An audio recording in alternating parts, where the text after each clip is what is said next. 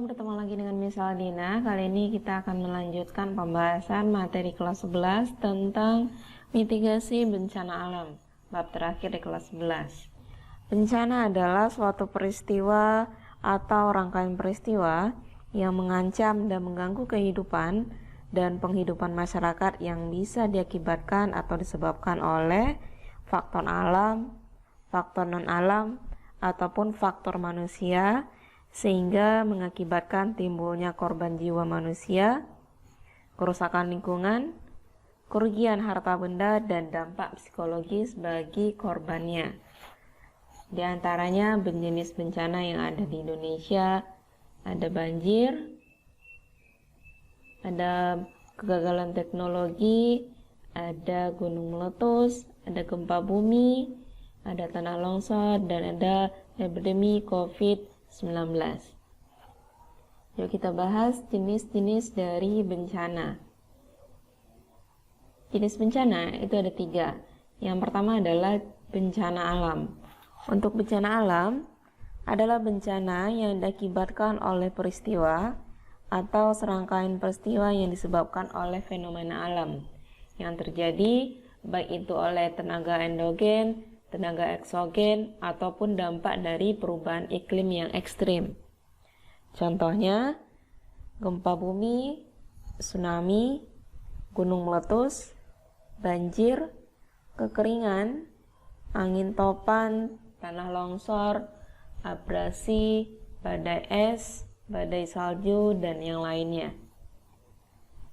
Yang kedua, bencana non-alam merupakan bencana yang diakibatkan peristiwa atau rangkaian peristiwa non-alam yang antara lain berupa kegagalan teknologi, kegagalan modernisasi, epidemi, dan wabah penyakit. Contohnya seperti yang kita rasakan saat ini, yaitu epidemi COVID-19. Yang ketiga adalah bencana sosial. Bencana yang diakibatkan oleh peristiwa atau serangkaian peristiwa yang disebabkan oleh manusia yang meliputi konflik sosial antar kelompok, antar komunitas masyarakat, dan teror yang mengakibatkan pemisahan dari dua kelompok penduduk. Dari ketiga jenis bencana yang ada ini, banyak terdapat di Indonesia. Salah satunya adalah gempa bumi, gunung meletus, dan tsunami.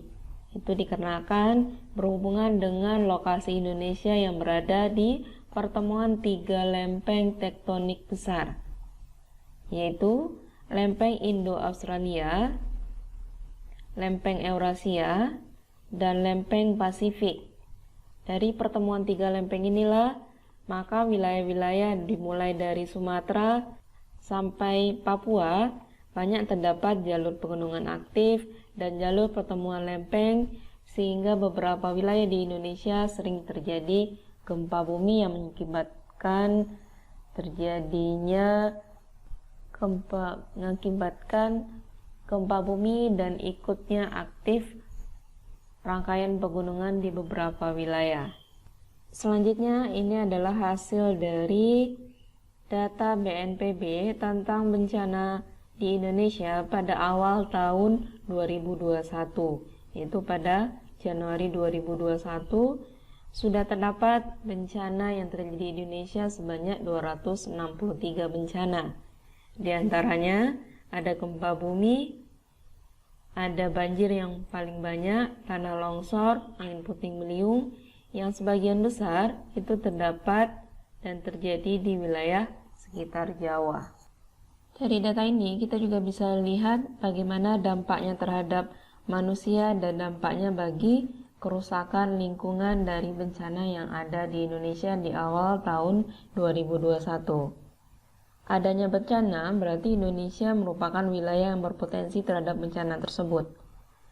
Dari potensi bencana Indonesia, maka adanya siklus dalam penanggulangan bencana. Baik pada situasi yang tidak terjadi bencana, situasi terdapat potensi bencana, saat terjadi bencana, dan setelah terjadi bencana. Yang pertama siklusnya adalah pencegahan dan mitigasi. Tahap pencegahan dan mitigasi bencana dilakukan untuk mengurangi serta menanggulangi risiko bencana. Rangkaian upaya yang dilakukan dapat berupa perbaikan dan modifikasi lingkungan fisik ataupun penyadaran serta peningkatan kemampuan penduduk dalam menghadapi ancaman bencana. Kegiatan yang secara umum yang dapat dilakukan pada tahap pencegahan dan mitigasi adalah: yang pertama, penduduk ataupun pemerintah dapat membuat peta wilayah yang sangat rawan terhadap bencana. Yang kedua, bisa untuk membuat alarm bencana. Selanjutnya, membuat bangunan tahan terhadap bencana tertentu. Dan yang keempat, yang paling penting adalah memberikan penyuluhan serta pendidikan yang mendalam terhadap masyarakat yang berada di wilayah rawan bencana ataupun di wilayah yang berpotensi terhadap bencana tertentu. Yang kedua adalah tahap kesiapsiagaan. Tahap kesiapsiagaan dilakukan menjelang sebuah bencana akan terjadi. Pada tahap ini, alam menunjukkan tanda atau sinyal bahwa bencana akan segera terjadi. Namun, ini tidak untuk semua bencana ya, karena tanda terjadinya bencana itu minim sekali terjadi, terutama untuk bencana yang disebabkan oleh alam. Maka, pada tahapan ini, seluruh elemen terutama masyarakat perlu memiliki kesiapan dan selalu siaga untuk menghadapi bencana tersebut. Kegiatan yang dapat dilakukan pada tahap kesiapsiagaan antara lain: menyusun rencana pengembangan sistem peringatan dini, pemeliharaan persediaan dan pelatihan personil untuk membantu warga dalam evakuasi nantinya. Melakukan langkah-langkah kesiapan yang dilakukan sebelum terjadi peristiwa bencana dan ditujukan untuk meminimalisir korban jiwa, gangguan layanan, serta adanya kerusakan saat terjadi bencana. Yang ketiga adalah tahap tanggap darurat dan nantinya ke tahap rehabilitasi dan rekonstruksi. Ini saling berkaitan, yaitu dengan cara membantu petugas medis untuk pengobatan dan pengelompokan korban, mencari, terus mengevakuasi, dan melakukan pendataan terhadap kerusakan yang terjadi, baik bangunan, fasilitas umum, lahan pertanian, atau industri. Untuk tahap rehabilitasi, ini untuk mengembalikan kondisi lingkungan yang rusak atau kacau akibat bencana pada mulanya. Pemulihan ini tidak hanya dilakukan lingkungan fisik, tetapi korban yang terkena bencana juga diberikan pemulihan baik secara fisik maupun mental. Untuk kegiatan rekonstruksi dilakukan dengan program jangka menengah dan jangka panjang guna perbaikan fisik, sosial, dan ekonomi untuk mengembalikan kehidupan masyarakat pada kondisi yang lebih baik dari sebelumnya.